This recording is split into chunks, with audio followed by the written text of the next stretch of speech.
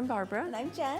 And we're pressure cooking today. That's right. We make recipes for any brand of electric pressure cooker, whether it's an Instant Pot, an Ninja Foodie, a Fagor, no, Zaber now. They're Zaber now. Zaber, yeah. Any brand they work in. So that's right. So we're going to go ahead and get started.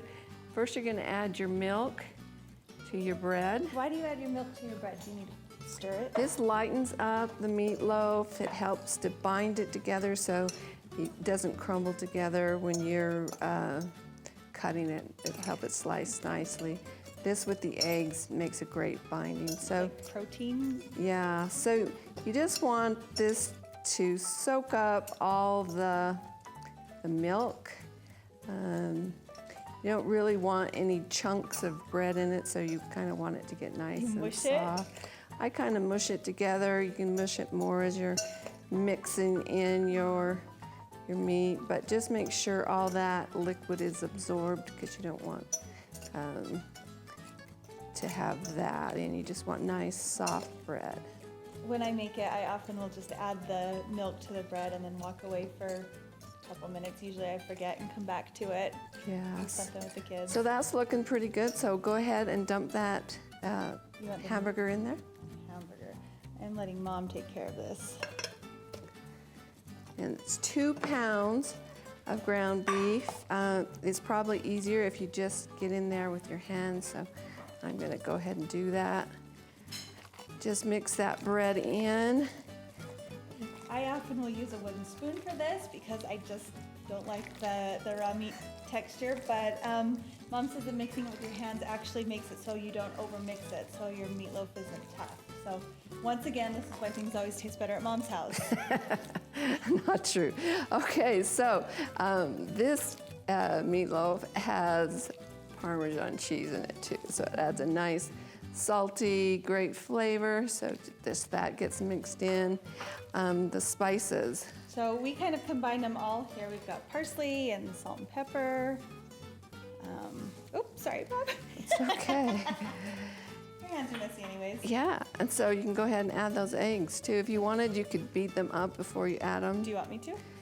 Sometimes I would prefer that, so they incorporate a little faster if you do it that way. Okay, that makes sense. Again, I always use a wooden spoon for this.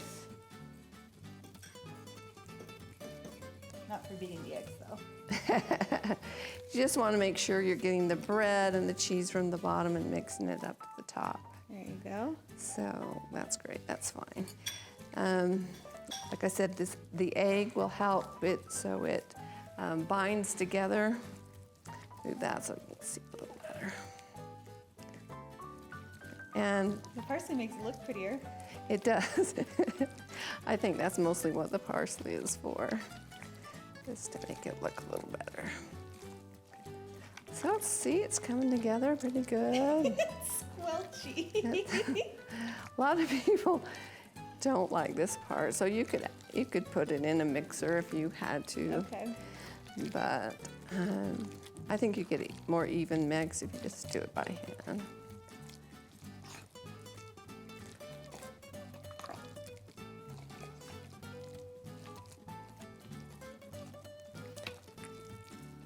So once we get this all mixed together good, we're going to shape it on our foil. So we took just a normal strip of aluminum foil out of the foil container. box. We just pulled a long strip out, and then I folded it. You want to fold it so it will fit inside your Instant Pot. So it's not anything fancy. I just kind of folded it over until it was shorter than the Instant Pot. You want it nice and wide so you can have a nice long meatloaf. You don't want to have a thick domed meatloaf. It won't cook the same as if you make it kind of a long and slender meatloaf. Yeah, so it's not going to be as tall as if you cooked it in a, sometimes you'll make it in a loaf pan. Yeah. But this is not going to be that tall. It's going to be thinner. And we're going to layer bacon on it. And barbecue sauce. So you want it to be as wide as a strip of bacon. That way you can slice it between the bacon bites and everyone gets tons of bacon on there. Nobody is sad that the person before them took the whole strip of bacon from their piece. So that's looking pretty good. It's quite mixed quite well. So I'm just going to go ahead and put it on our foil. And we'll shape it into a nice loaf. I just folded the ends so they're little handles just to give it a little more something to hold on to.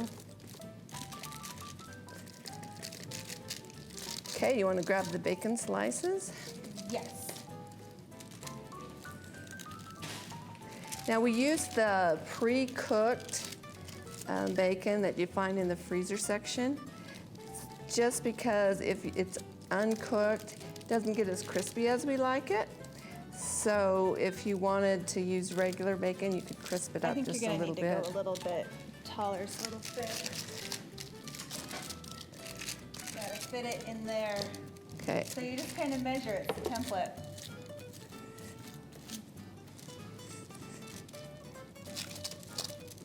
What do you think? That looks good to me. Okay. And then we put the bacon on Yeah. top. And if the pieces are long enough, you kind of want to wrap them underneath. These ones are barely. But we like the pre-cooked bacon. It doesn't release quite as much grease while it's cooking. If you cook your own bacon, I know Mom often will make bacon on her Traeger at home, and it's the best. You can use that too. Could air fry it a little bit. You could air fry it. I like it because it's flat. Okay. You got two more. You can't. Let's smush them. I told Dad to do extra, just in case. Oh, So. okay. Wrap it around there. We gotta have all the bacon. Okay, all the bacon. We'll make room for all the bacon. Okay. Okay. And now you're just going to layer on some sauce. Okay, well, let's go wash our hands first. Yeah. So next, you'll smother it on with about a 1/4 cup of barbecue sauce. I always measure. Mom just goes for what feels good. So we've got our barbecue sauce and our fancy little saucy brush. I don't know. What do you call these things, Mom? There's just a 1/4 cup in here, so I should use all of it, right? Yeah, just go ahead and dump it all on and spread it all around. Oh, just go for it. Yeah. See, Mom is the kind of cook who can afford to be experimental. I have to watch it closely. You can't get distracted while cooking. I tend to Sure get and get that distracted. end. Oh yeah. Mostly I was concerned about covering the bacon. That's my part. The bacon is a nice addition. Everybody wants a piece of that crispy bacon on top. That's why it's nice to shape it like this so that More bacon. it also gives you natural cutting lines. That's true. Yes. You want to I clean think- it up, Mom? No, I think that's probably pretty good. You do the whole sides. So every little piece is covered with all the bacon, or you just do Yeah. good enough? Well, we're going to sauce it again Oh, that's right. afterwards. So, okay, so the meatloaf's ready. Yep, and we'll just put our trivet in and our water in first. Always do this step. 2 cups of water. 2 cups water. And then we use our handy dandy Sling. sling. You want to get the bottom, go quickly. Kind of smoosh it. Just set it in there, and then you want to fold these handles down out of the way. Okay, then we get the lid.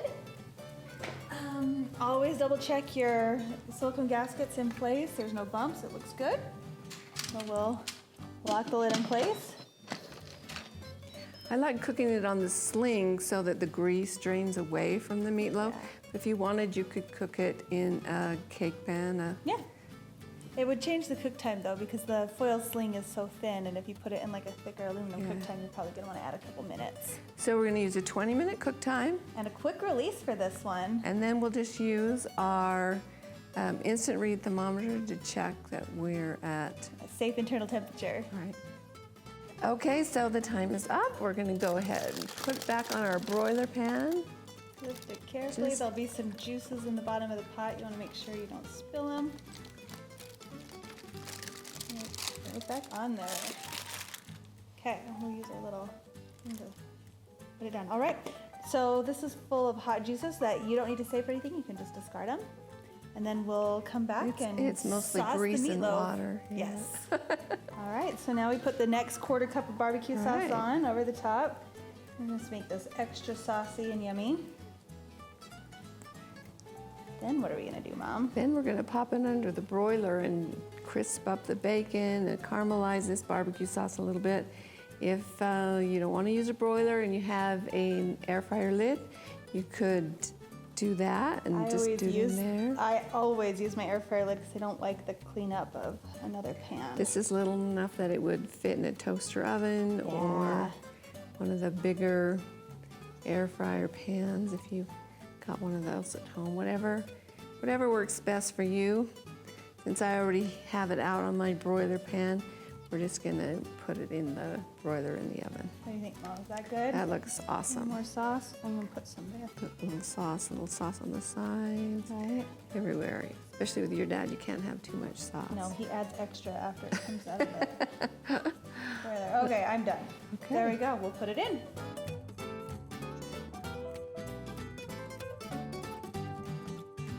All right, so we've put it under the broiler. It's crisped up the bacon and caramelized the sauce. So we'll go ahead and slice it up.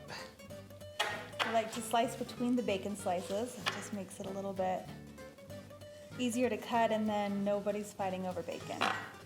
One slice is probably enough for me, but for my husband, he likes to have 2 slices.